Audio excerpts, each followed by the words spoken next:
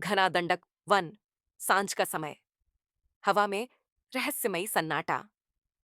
भगवान राम और लक्ष्मण धनुष बांध लिए सीता की खोज में आगे बढ़ते जा रहे थे। जंगल में पक्षी अचानक उड्डान भरते हैं, मानो किसी भय का संकेत दे रहे हों। उन्हें क्या पता, इसी वन में एक भयंकर शापित दैत्य उनका इंतजार कर रहा था। अचानक धरती हिलने लगी, पेड़ जड़ों से हिल उठे, जैसे कोई विशालकाय शक्ति जमीन के नीचे से उठ रही हो। तभी एक लंबा भयानक हाथ जमीन से बाहर निकला और राम का पैर पकड़ लिया। लक्ष्मण चौंक उठे। भैया सावधान! धीरे धीरे धरती फटने लगी और वहां से निकला एक सिरविहीन दैत्य। उसका मुंह और आंखें उसकी छाती पर थीं, भुजाइयों इतनी लंबी कि दूर दूर तक फैल जाती। वह था कबंध, जिसे देवताओं ने उसके अभिमान के कारण शाप दिया था कि वह बिना सिर के भटकता रहेगा। कबंध ने क्रोधित गर्जना की, उसकी लंबी बाहें आकाश में फैलीं।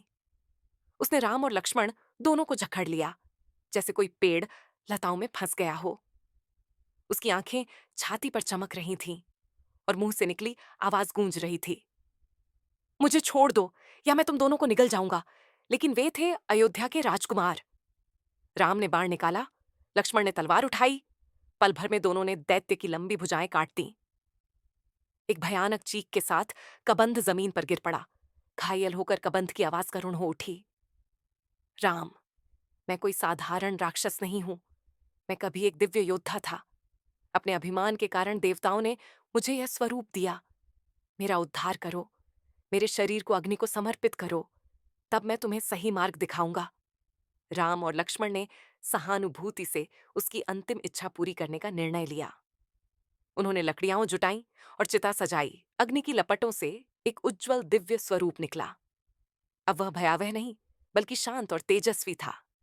दिव्य कबंध ने आकाश में उठते हुए कहा, राम, तुम्हारी खोज अब सही दिशा लेगी। राम और लक्ष्मण ने उस दिशा में देखा जहां पर्वतों की चोटियां सुनहरी रोशनी में चमक रही थीं। अब उनके कदमों में नया विश्वास था। हर शाप में एक संदेश छिपा होता है और हर अंधेरा किसी दिशा की ओर ले जाता है।